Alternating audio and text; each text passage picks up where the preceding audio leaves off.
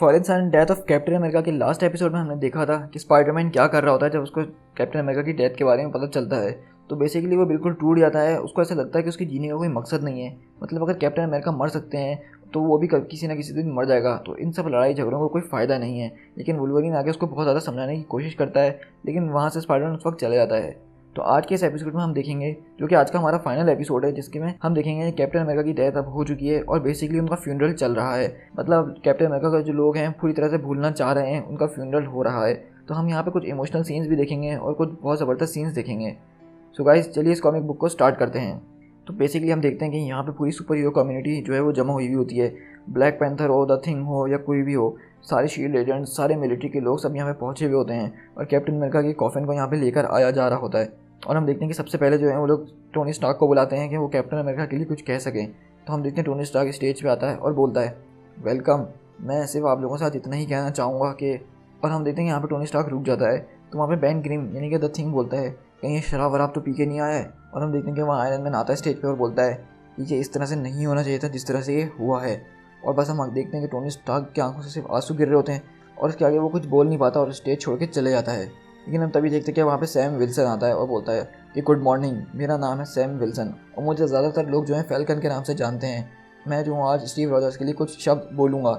उनको जो है लोग कैप्टन अमेरिका बुलाते थे, कैप बुलाते थे, विंग हेड बुलाते थे और एक दो बार उनको नोमैड भी बुलाया गया है। लेकिन आप मुझ पर शायद बिलीव नहीं करेंगे, एक बार उनको किसी ने कैप वुल्फ के नाम से भी बुलाया था, मगर मैं जो था उनको पार्टनर के नाम से बुलाता था और ये मेरे लिए बहुत फ़ख्र की बात है। यहाँ पे सामने मैं देख रहा हूँ कि रिक जोन्स खड़ा हुआ है।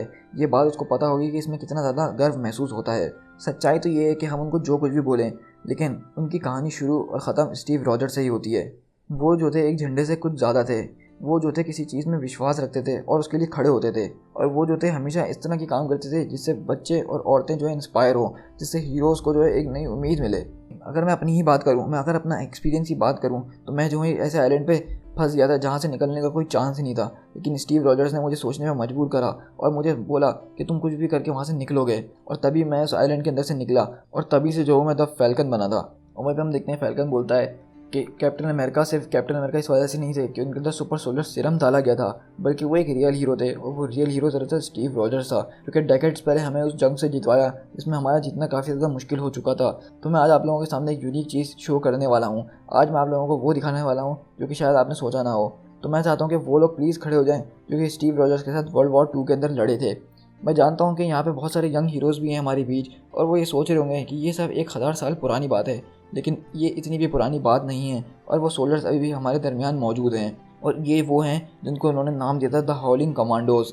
ये वो लोग हैं जिन्होंने ऑनर के साथ कैप्टन अमेरिका के साथ जंग में हिस्सा लिया था।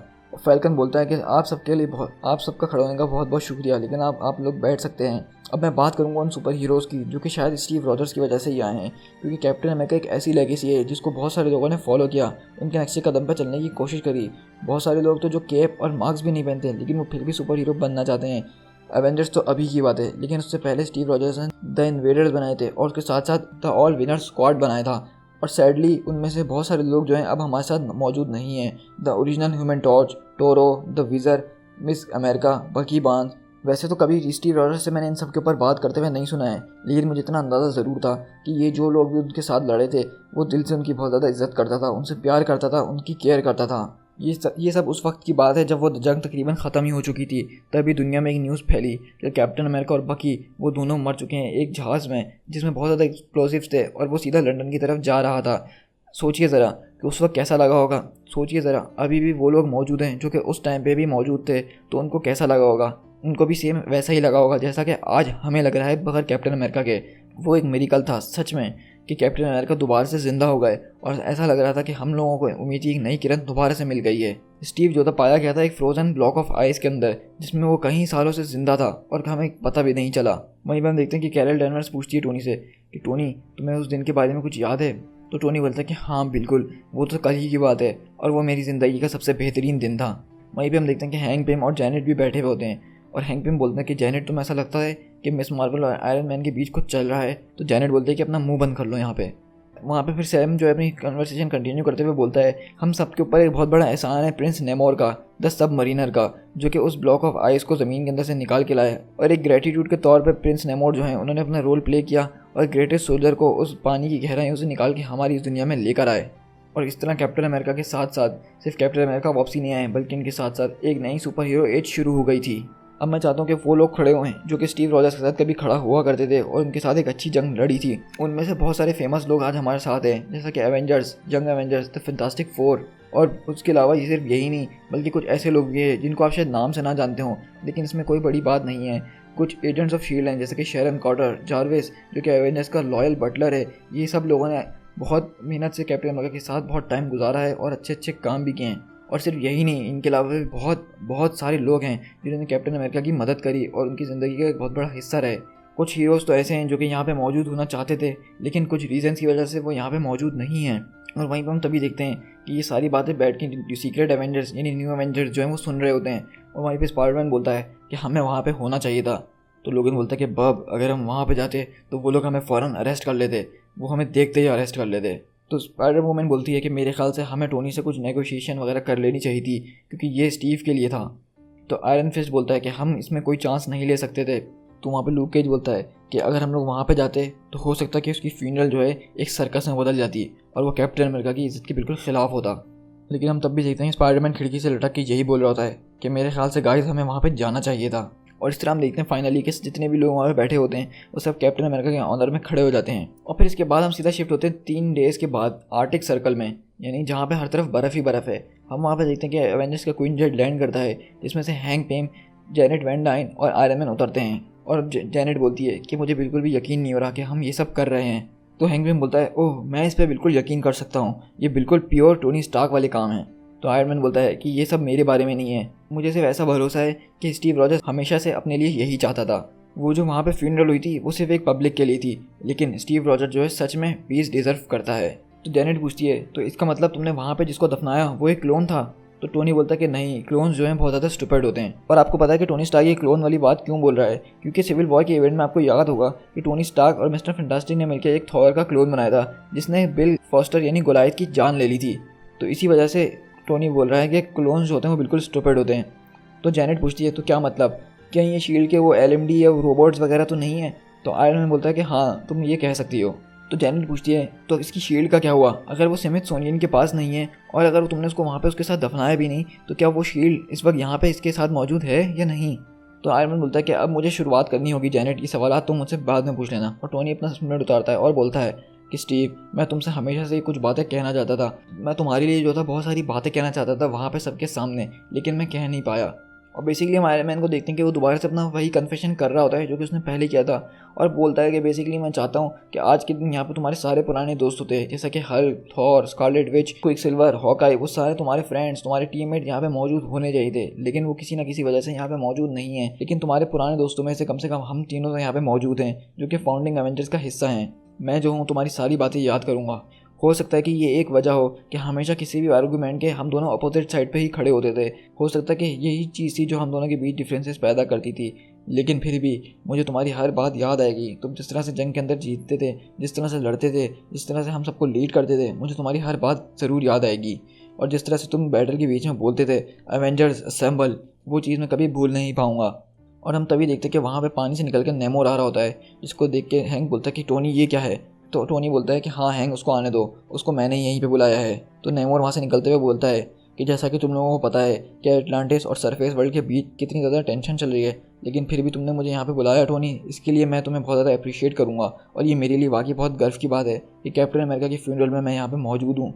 तो नेमोर बोलता है कि ये एक बहुत गर्व की बात है, क्योंकि सबसे पहले कैप्टन अमेरिका को जिसने निकाला था बर्फ़ से वो मैं ही था, और आज जब वो मर गए हैं तो मैं ही यहाँ पे मौजूद हूँ। टोनी स्टार्क ने बिल्कुल सही कहा कि ज़िंदगी जो है एक साइकिल की तरह है, वो घूम के लौट के वापसी ज़रूर आती है, और आज ये बात साबित हो गई है। और नेमोर बोलता है कि मैं तुमसे कसम खा के एक बात बोलता हूँ कि जब तक इन ओशंस के ऊपर प्रिंस नेमोर का राज है, तब तक स्टीव रॉजर्स की बॉडी को कोई डिस्टर्ब नहीं करेगा और वो इसी तरह रेस्ट में रहेंगे, ये मेरा वादा है तुम लोगों से। और हम देखते कि नेमोर वहाँ से चले जाता है और वहाँ पर जेनेट बोलती है कि एक एरा एंड हो गया, अब हमें अगले एरा की तैयारी करनी चाहिए। टोनी तुम्हें एक्सेप्ट करना होगा, अब तुम्हें ये बात माननी होगी कि कैप्टन अमेरिका जा चुके हैं। और इस तरह हम देखते हैं कि टोनी जो है वहाँ पे सदमे में बस कैप्टन अमेरिका के कॉफिन को घूर रहा होता है और कुछ बोल नहीं रहा होता। दी एंड। सो गाइस, यहाँ पे हमारी fallen son death of Captain America की पूरी सीरीज़ यानी कि 5 इश्यूज़ ख़त्म हो जाते हैं और इस तरह मैंने आप लोग के साथ 5 एपिसोड शेयर करे हैं। तो बेसिकली इसका जो फाइनल एपिसोड था ये मुझे बहुत ज़्यादा हार्ट टचिंग लगा। एक तरह से ये कि कैप्टन अमेरिका जा चुके हैं और सब उनकी याद में हैं। यहाँ पे हमने देखा एक तरफ सीक्रेट एवेंजर्स जो कि बेचारे मजबूर हैं, वो अपने घर से नहीं निकल सकते हैं और फ्यूनरल के अंदर नहीं आए, लेकिन हमने दूसरी तरफ देखा कि वो फ्यूनरल सिर्फ एक पब्लिक के लिए था। असली फ्यूनरल आयरन मैन ने उसका वहाँ पे करा जहाँ पे उन्होंने कैप्टन अमेरिका को ढूंढा था, और सिर्फ उन्हीं लोगों के साथ करा जो पहले मौजूद थे वहाँ पे, यानी कि जो कि एवेंजर्स के फाउंडिंग मेंबर्स थे, जिसमें Hank Pym, Janet van Dyne, Hulk, Thor, Scarlet Witch. लेकिन अभी हमने देखा कि फ़िलहाल जितने भी लोग मौजूद थे आयरन मैन ने उन सबको बुलाया, यहाँ तक कि प्रिंस नेमोर को भी बुला लिया, जबकि उनके और सरफेस वर्ल्ड के बीच में बहुत ज़्यादा टेंशन चल रही हैं। लेकिन बेसिकली नेमोर ने भी यहाँ पे वादा करा कि कुछ भी हो जाए अब कैप्टन अमेरिका यहाँ पे रेस्ट करेंगे और वो मेरी निगरानी में रहेंगे। तो ये सारी मोमेंट्स जो थी बहुत ज़्यादा हार्ट टचिंग थी कि कैप्टन अमेरिका का कैरेक्टर जो था एक बहुत बड़ा कैरेक्टर था कॉमिक्स के अंदर, और उस वक्त इनकी डेथ जो थी बहुत ज़्यादा मायने रखती थी। वो जाहिर सी बात है कि अब हम जो हैं 10 साल आगे आ चुके हैं इन सारे इवेंट से, तो हमें पता है कि कैप्टन अमेरिका वापसी ज़िंदा हो जाएंगे। लेकिन उस टाइम पे जो कॉमिक बुक रीडर थे उनको ये बात नहीं पता थी कि कैप्टन अमेरिका ज़िंदा होंगे, तो उनके लिए वाकई में ये बहुत शॉक की बात थी। तो इसलिए मार्वल ने जो है इन कैप्टन अमेरिका की डेथ को एक बहुत अच्छे तरीके से लिखा और उसके लिए बहुत सारे कॉमिक्स बनाए, बहुत सारे सुपर हीरो के नज़रिए दिखाए, जैसे कि वुल्वरीन हो गया, स्पाइडरमैन हो गया, क्लिंट बार्टन यानी हॉकाई हो गया, एवेंजर्स हो गए, आयरन मैन हो गया। इन सब के नज़रिए हमने देखे, तो इससे हमें ये बात पता चलती है कि कैप्टन अमेरिका मार्वल कॉमिक्स के अंदर कितना अहम रोल प्ले करते हैं, और उनके बगैर ऐसा लग रहा है कि ये मार्वल यूनिवर्स कभी आगे नहीं बढ़ पाएगी। अभी हमने देखा कि जेनेट आयरन मैन को बोल रही है कि एक पुराना एरा एंड हो गया है, अब हमें अगले एरा की तैयारी करनी चाहिए, लेकिन आयरन मैन अभी भी इसके ऊपर कुछ बोल नहीं रहा। वो बिल्कुल सोच में पड़ चुका है कि अब वो करे तो क्या करे। सो गाइज़, आई होप कि आपको ये वीडियो काफ़ी ज़्यादा पसंद आई होगी। सो गाइज़, इस वीडियो को लाइक करिएगा और कमेंट करके मुझे बताइएगा कि आपको ये सीरीज़ कैसे लगी, और फ्यूचर की वीडियोज़ के लिए आप बिल्कुल भी परेशान नहीं होगा। अब जो हूँ मैं माइटी एवेंजर्स और न्यू एवेंजर्स की सीरीज़ के ऊपर फोकस करूँगा, तो उनकी वीडियोज़ भी आपको बहुत जल्द मिलना शुरू हो जाएंगी। लेकिन मैं चाहता हूँ कि आप मेरी इस वीडियो को ज़्यादा से ज़्यादा शेयर करें और अपने दोस्तों को भी बताएं मेरे चैनल के बारे में। और अगर आपने मेरा चैनल अभी तक सब्सक्राइब नहीं किया है तो प्लीज़ मेरे चैनल को सब्सक्राइब ज़रूर कीजिएगा। आपके सब्सक्राइबर से ही मुझे ये पता चलता है कि जो मैं काम कर रहा हूँ वो बिल्कुल ठीक है और सही जा रहा है। आप लोग मुझे कमेंट्स करके बताया करें कि ये सीरीज़ आप लोगों को कैसी लगी और जो फ्यूचर प्लान्स मेरे हैं उनके बारे में आप क्या सोचते हैं। So guys, this is speed tiger. मिलते हैं किसी और कॉमिक बुक के साथ। Till then, thank you so much.